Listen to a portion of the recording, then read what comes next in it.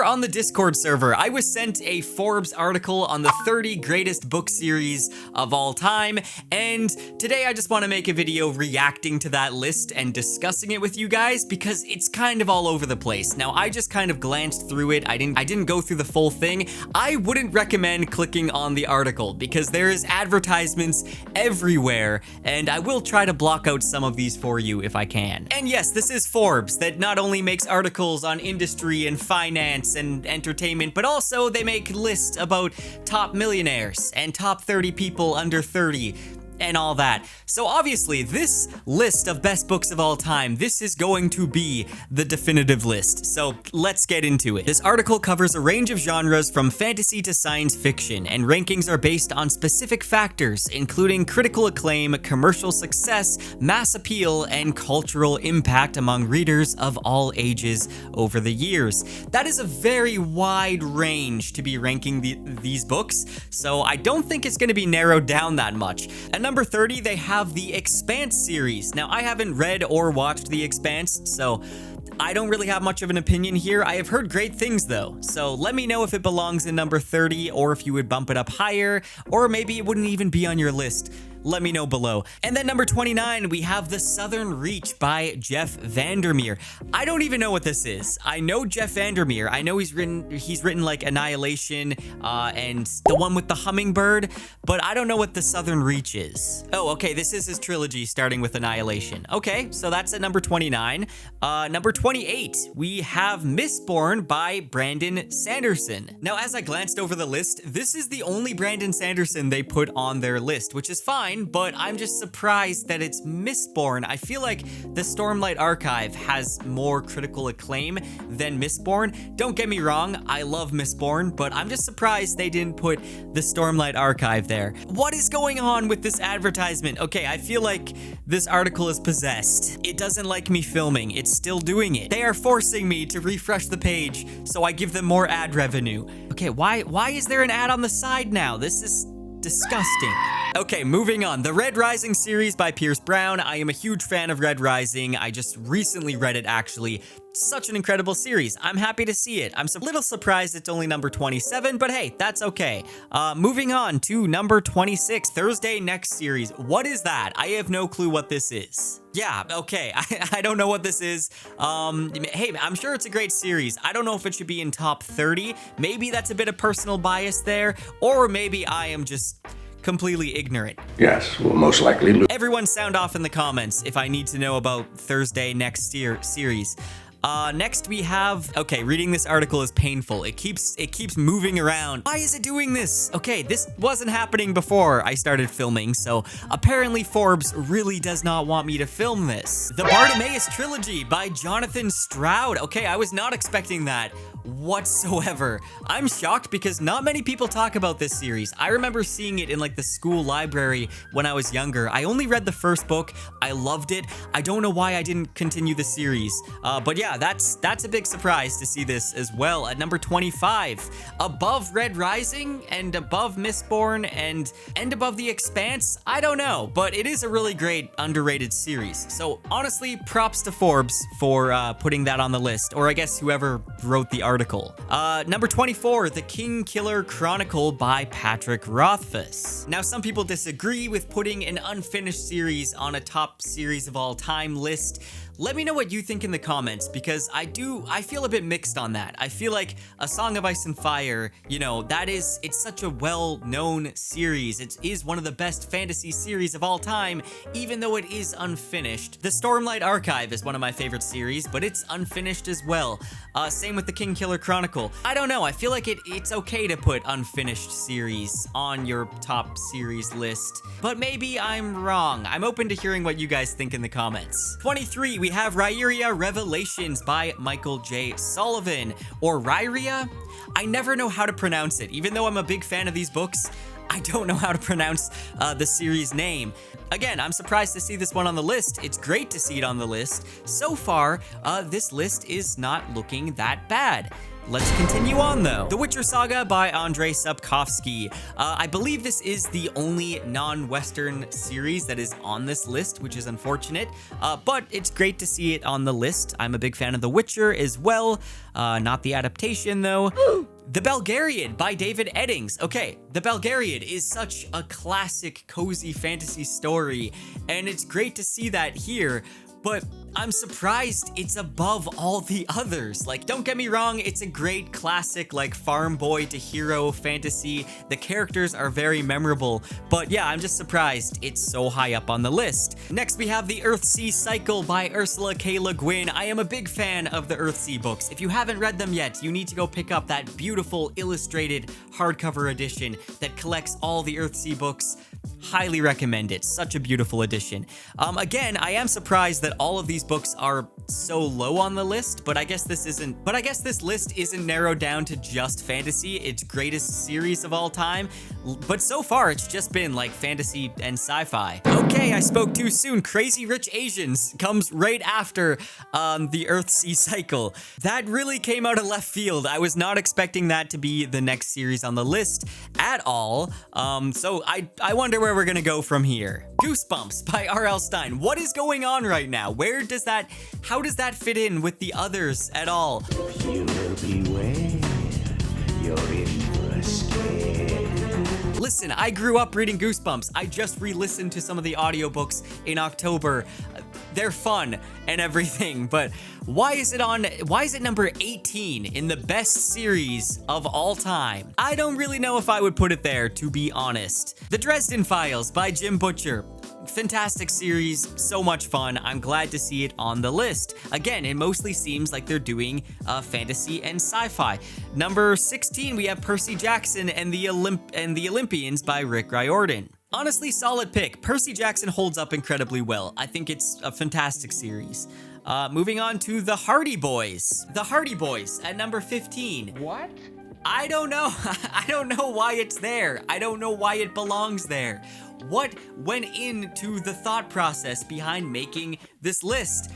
I don't understand. You know, I never did read The Hardy Boys. I think I read like a Nancy Drew book at one point. Those are comparisons. They're similar, right? The Foundation series by Isaac Asimov. That comes right after The Hardy Boys.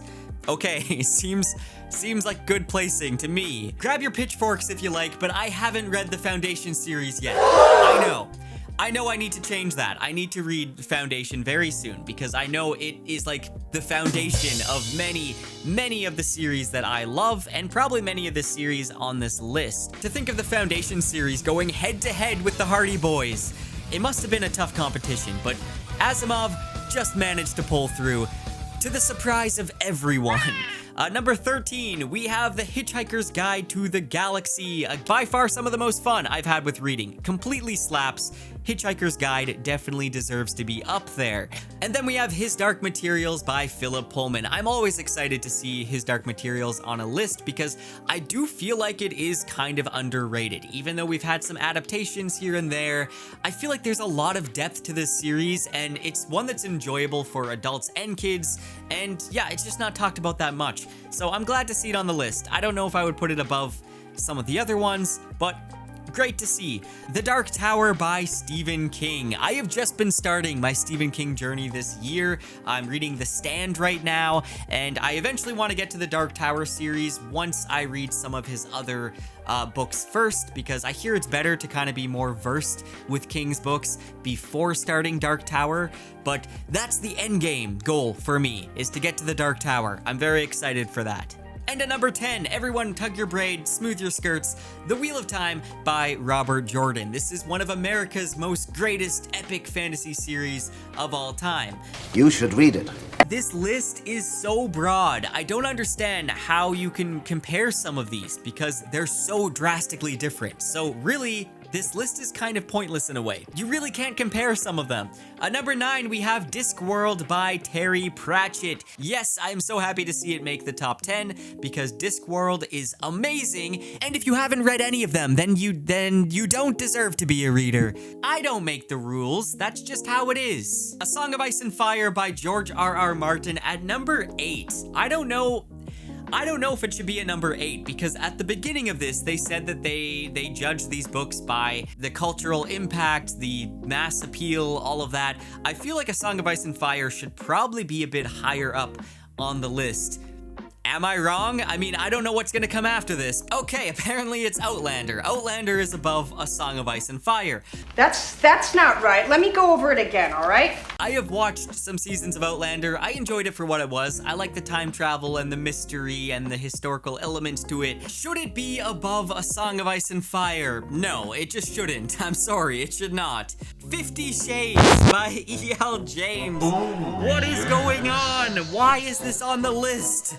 I don't understand. I truly do not understand the thought process of putting 50 Shades above A Song of Ice and Fire, The Wheel of Time, The Dark Tower, the Foundation series, Discworld, all of that. To put 50 Shades at number 6 above so many of those ones. That is a bold decision, to say the least. And also, like, most of these are fantasy books on this list.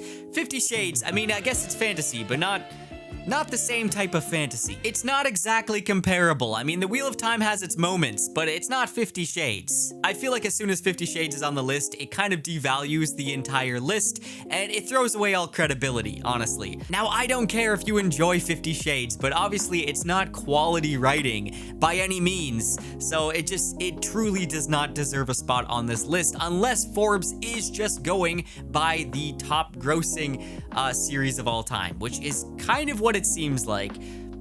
Let's keep going here.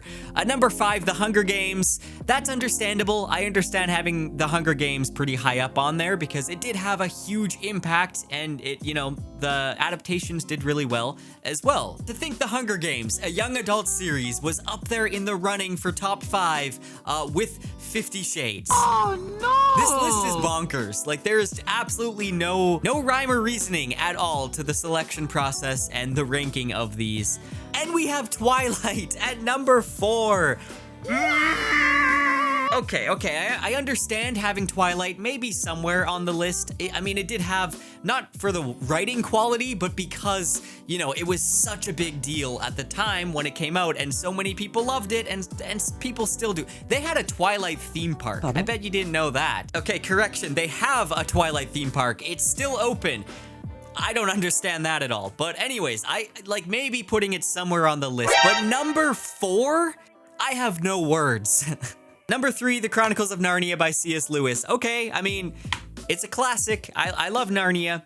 But again, I still just don't get why 50 Shades was on a list with all of these other series. And then at number 2, drum rolls please, right up there with the likes of Twilight and 50 Shades, we have The Lord of the Rings by J.R.R. Tolkien.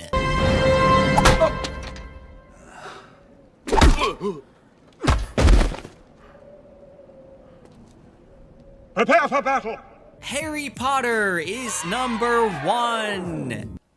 Oh. Listen, I'll don some robes and grab a butterbeer with the boys any day. I'm a big fan of Harry Potter. I think it is an incredible series. It is the most, magical experience I had with reading. But I mean, to put it above The Lord of the Rings, I don't know. I was expecting it to be very high up on the list.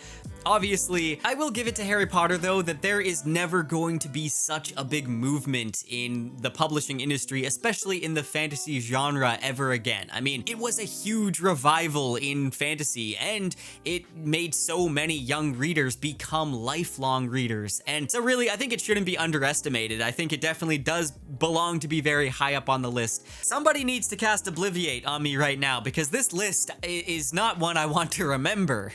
I'll be in my bedroom, making no noise and pretending that I don't exist. Too right you will. I feel like this was about as good as a Watch Mojo list, which means it's awful. It just seems way too close to a best-selling list, not a best series based on quality. And again, this is Forbes, so they probably are basing this just on the monetary value, the top grossing series of all time, which is why 50 Shades is so high up there. But I feel like anyone who actually knows anything about these series wouldn't put 50 Shades at any spot on the list. I mean, they did mention some good series, but I would say it was very out of order as far as the ranking. If they ranked these based on the quantity of the sales over the quality of the writing, then maybe it would make sense. But as it is, I mean, the placement is just all over the place. Now, there is the possibility this article was made to make people upset, to be engagement bait, and to get reactions. And if that's the case, then I guess this video falls right into their plans. And I am but a mere pawn in a grand game of chess. I have been taken advantage of. They just want more people to click on the page because they have a ton of advertisements on there, and they're getting paid for that. And do you know how many times I had to refresh that article when I was filming this? Because you